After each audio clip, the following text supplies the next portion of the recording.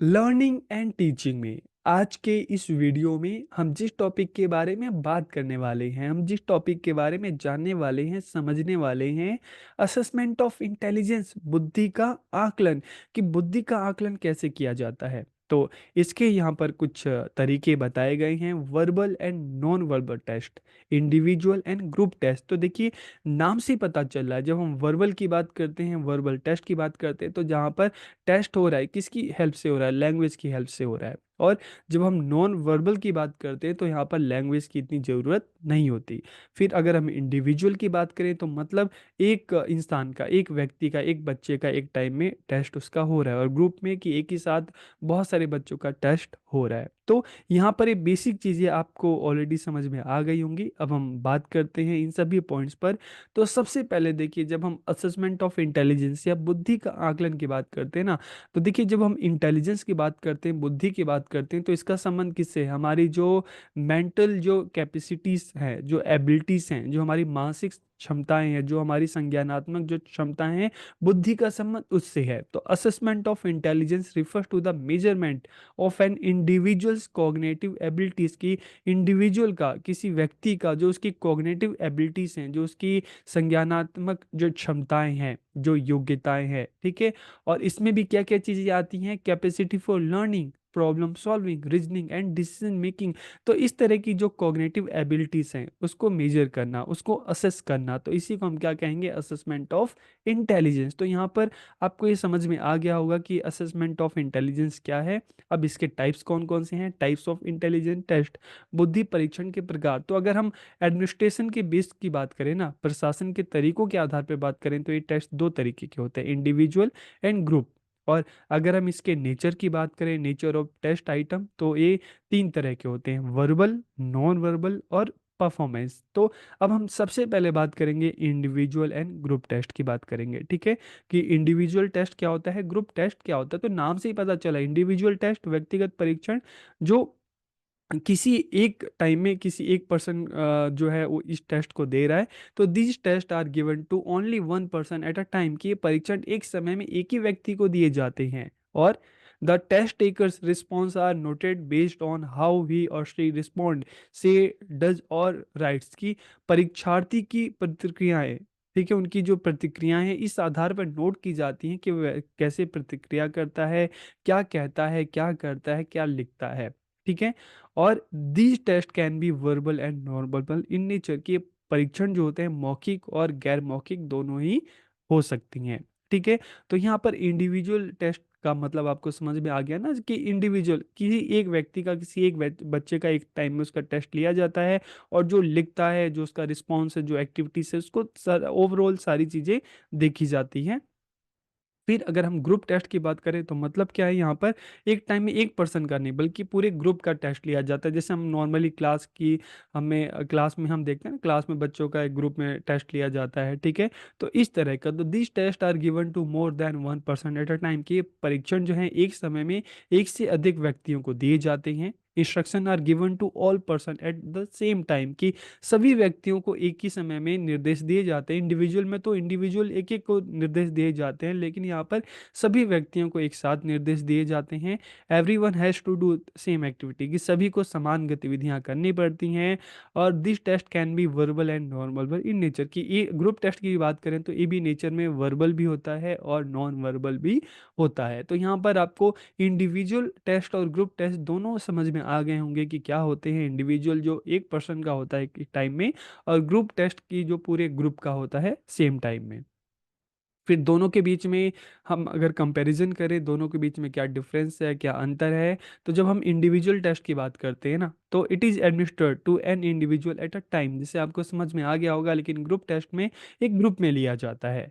Individual test की बात करें तो it it requires a train examiner to administrate it, की नॉर्मली इंडिविजुअल टेस्ट की बात करते हैं ना, तो ज़्यादातर ये साइकोलॉजिकल टेस्ट होते हैं जो किसी इंडिविजुअल का लिए जाते हैं। तो ऐसे में एक एक्सपर्ट होता है, एक काउंसलर होता है, ठीक है, जो बच्चे का टेस्ट लेता है, उसकी एक्टिविटीज को देखता है, ऑब्जर्व करता है, ठीक है। लेकिन जब हम ग्रुप टेस्ट की बात करते हैं तो नॉर्मली जैसे क्लास में हम टीचर बच्चों का टेस्ट लेता है पूरी क्लास का, तो यहाँ पर किसी ऐसे ट्रेंड और एक्सपर्ट की जरूरत नहीं होती। इंडिविजुअल टेस्ट की बात करें तो एक एक बच्चे का एक टाइम में लिया जाता है, तो इसमें टाइम भी ज़्यादा लगता है, एनर्जी भी ज़्यादा लगती है। लेकिन जब ग्रुप टेस्ट की बात करें ना, एक ही साथ 40 बच्चों का, 50 बच्चों का एक ग्रुप में लिया जाता है, तो इसमें समय भी कम लगता है, ऊर्जा भी कम लगती है। तो इंडिविजुअल टेस्ट में किसी तरह का कोई कंपटीशन नहीं होता, क्योंकि इंडिविजुअली एक पर्सन का लिया जाता है, लेकिन ग्रुप टेस्ट में इस तरह का कंपटीशन हमें देखने को मिलता है। इंडिविजुअल टेस्ट की बात करें तो नॉर्मली जो स्पेशल बच्चे होते हैं, जो मानसिक रूप से कमज़ोर बच्चे होते हैं, ठीक है, जो पढ़ लिख नहीं सकते, उनका इस तरह का टेस्ट लिया जाता है। लेकिन जब हम ग्रुप टेस्ट की बात करते हैं, तो जो सामान्य बच्चे नॉर्मल क्लासरूम में हम देखते हैं, ठीक है, उनका इस तरह का टेस्ट लिया जाता है। और अगर हम बात करें इंडिविजुअल टेस्ट जो लिया जाता है, तो उसका जो रिजल्ट होता है, उससे क्या किया जाता है, प्रिपेयरिंग पर्सनल प्रोफाइल, बच्चे का इंडिविजुअली पर्सनल प्रोफाइल बनाया जाता है, उनकी केस स्टडी बनाया जाता है, क्लिनिकली एंड डायग्नोस्टिक पर्पज, इन जो अलग अलग तरीके हैं उनको फुलफिल करने के लिए इंडिविजुअल टेस्ट लिया जाता है। लेकिन जब हम ग्रुप टेस्ट की बात करते हैं, तो it is more useful in educational setting and research purpose, के सेटिंग, इस शैक्षिक सेटिंग और अनुसंधान उद्देश्यों के लिए अधिक उपयोगी है। तो यहाँ पर आपको चीज़ समझ में आ गई होगी कि इंडिविजुअल टेस्ट क्या होता है, ग्रुप टेस्ट क्या होता है, और दोनों के बीच में क्या डिफरेंस है। अब हम बात करते हैं verbal, non verbal and performance test की। मौखिक, गैर मौखिक और प्रदर्शन परीक्षण क्या होते हैं। तो वर्बल, देखिए नाम से ही पता चला है, मौखिक परीक्षण, तो यहाँ पर लैंग्वेज का इस्तेमाल किया जाता है, भाषा का इस्तेमाल किया जाता है। This test involve the use of reading and writing material, कि इसमें परीक्षणों में सामग्री को पढ़ने लिखने का उपयोग किया जाता है, ठीक है। In this instruction are given in written or verbal or both, कि इसमें जो भी इंस्ट्रक्शन होते हैं, लिखित भी होते हैं, मौखिक भी होते हैं, दोनों, और दोनों भी हो सकते हैं। तो यहाँ पर दोनों ही चीज़ों का इस्तेमाल किया जाता है।